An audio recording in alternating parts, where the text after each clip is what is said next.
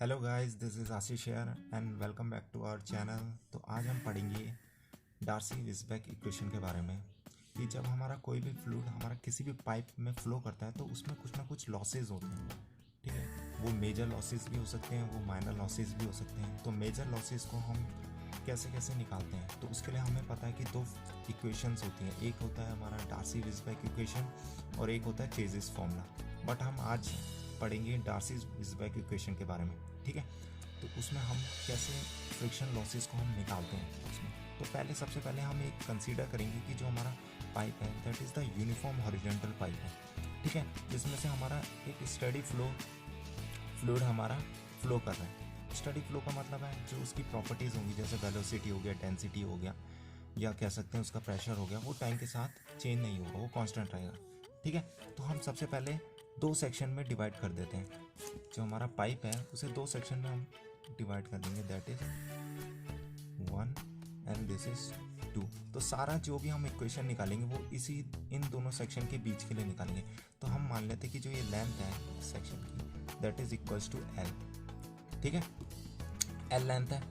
ठीक है, अब मान लेते हैं कि हमारा जो प्रेशर है वो 1 पे हमारा P1 है और जो प्रेशर है हमारा 2 पे वो है 2। ठीक है, उसी तरह वेलोसिटी V1 V2। ठीक है, एंड उसी तरह हम मान लेंगे जो हमारी हाइट है that is the height of one section that is Z1 and height of second section that is Z2।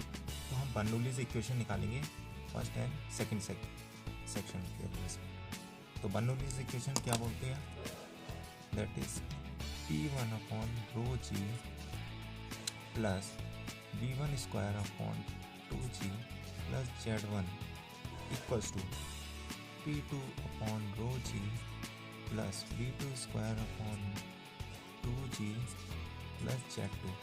But there are some losses, तो उस लॉसेज को हम HF से डिनोट करते हैं।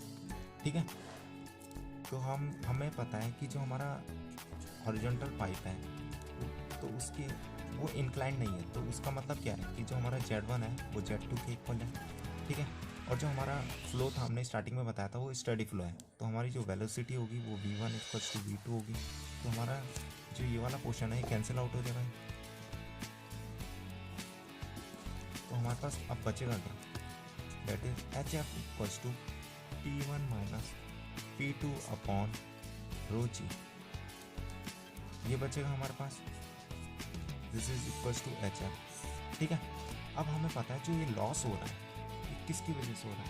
क्योंकि जब हमारा फ्लूइड फ्लो करता है तो क्या होता है कि कुछ ना कुछ उसमें लॉसेज होते हैं। हेड में प्रेशर में कुछ ना कुछ लॉसेज होते हैं, प्रेशर हमारा डिक्रीज होता रहता है। अब ये लॉसेज किसकी वजह से होते हैं, that is the friction resistance की वजह से। अब उसी फ्रिक्शन रेजिस्टेंस को हम कैलकुलेट करेंगे, उसे हम डिनोट करते हैं दैट इज़ F1 से।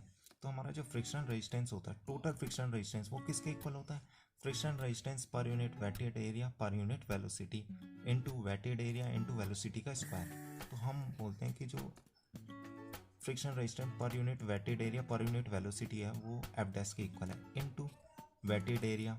वेटेड एरिया मतलब जो गीला है, जब हम पानी यहाँ से हम पास करा रहे हैं तो जो गीला है पाइप के अंदर वो कौन सा पोर्शन है, दैट इज़ ये पोर्शन और ये पोर्शन। तो ये किसके इक्वल है, जो एरिया लेंगे इसका, तो that is equals to pi into अब इसका डायमीटर। सपोज मान लेते हैं जो हमारा डायमीटर है that is D, small d।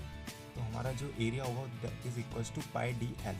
ठीक है, जो वेटेड पैरामीटर हो, वेटेड एरिया होगा that is equals to pi DL into velocity का स्क्वायर। जो हमारी वेलोसिटी है that is the mean velocity.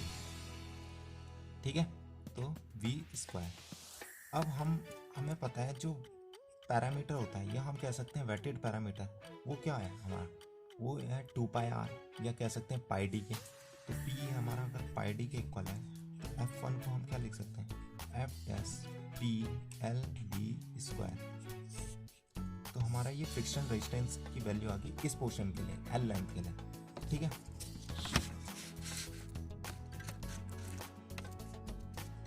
अब सपोज मानते हैं कि जो हमारा पाइप है,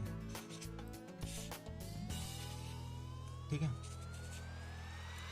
अब उसमें वन सेक्शन ये लिया था हमारा, 2 सेक्शन ये लिया था। अब उसमें प्रेशर फोर्सेस, जो भी टोटल फोर्सेस लग रही है हॉरिजॉन्टल डायरेक्शन में, उन्हें हम निकालेंगे कौन कौन सी फोर्सेस हमारी लग रही हैं। जैसे यहाँ पे कौन सी फोर्सेस लग रही है, दैट इज़ P1 इंटू ए। उसी तरह यहाँ पे कौन सी फोर्स लग रही है, दैट इज़ P2 इंटू ए। अब हमारा फ्रिक्शन रेजिस्टेंस लग रहा है जो अपोजिट लग रहा है डायरेक्शन ऑफ द फ्लो। अगर फ्लो हमारा इस डायरेक्शन में हो रहा है तो इसके अपोजिट डायरेक्शन में फ्रिक्शन रेजिस्टेंस फोर्स लगी, दैट इज़ F1। तो हम अगर रिजॉल्व करेंगे फोर्सेस को इन हॉरिजॉन्टल डायरेक्शन में तो हमारी इक्वेशन क्या बनेगी, that is P1A minus P2A equals to F1 के इक्वल होगी। और क्या लिख सकते हैं, P1 माइनस P2 इंटू ए, ठीक है, ये लिख सकते हैं हम। और हमें पता है जो हमारा P1 माइनस P2 है, हमारे जो हमने HF की वैल्यू निकाली थी वहाँ से हम क्या लिख सकते हैं, P1 माइनस P2 को, that is rho g HF लिख सकते हैं। तो हमारा जो F1 होगा उसे क्या लिख सकते हैं, रो जी HF इंटू ए, ठीक है। और F1 हमें पता है, F1 किसके इक्वल है, F dash PL V square equal to rho g HF into A. तो यहाँ से HF की वैल्यू किसके इक्वल हुई, that is equals to F dash PL V square upon rho ji into A, इसके equal हुई, ठीक है। अब जो पैरामीटर था वेटेड पैरामीटर वो किसके इक्वल था, वो था पाई डी के। उसी तरह हमारा जो वेटेड एरिया था वो किसके इक्वल है, पाई बाय 4 डी स्क्वायर। तो यहाँ से हमारा P बाय ए का रेशियो क्या आ जाता है, P बाय ए का रेशियो आ जाता है pi D upon pi by 4 D का स्क्वायर। पाई से पाई कैंसिल आउट, डी से एक डी कैंसिल आउट, तो हमारा 4 बाय डी के इक्वल आ जाता है। तो जो हमारी HF की वैल्यू है, ठीक है, जो लॉस की वैल्यू है, loss in the pressure head, ठीक है, वो किसके इक्वल हो जाएगी, F dash upon rho ji into 4 by D into L V square. तो इसे हम और क्या लिख सकते हैं, 4FL V square upon rho G D, इसकी इक्वेशन ये लिख सकते हैं। और हम और क्या लिख सकते हैं, हमें पता है कि जो F डैश होता है upon density, that is the friction resistance per unit wetted area per unit velocity upon density, वो किसके इक्वल होती है, हमारी कोफिशिएंट ऑफ फ्रिक्शन अपॉन 2 के, ठीक है। तो यहाँ से हम यहाँ वैल्यू पुट ऑफ करेंगे तो हमारी जो HF है उसे क्या लिख सकते हैं, 4FLV स्क्वायर अपॉन 2GD, ठीक है। यहाँ से हम कोई भी प्रेशर हेड में जो भी लॉसेज हो रहे हैं वो हम निकाल सकते हैं, या जो भी मेजर लॉसेज हो रहे हैं वो निकाल सकते हैं जब हमें लेंथ पता हो पाइप की, मीन वेलोसिटी पता हो फ्लूइड की, और उसका जो डाया है वो पता हो पाइप का, तो उससे हम निकाल सकते हैं।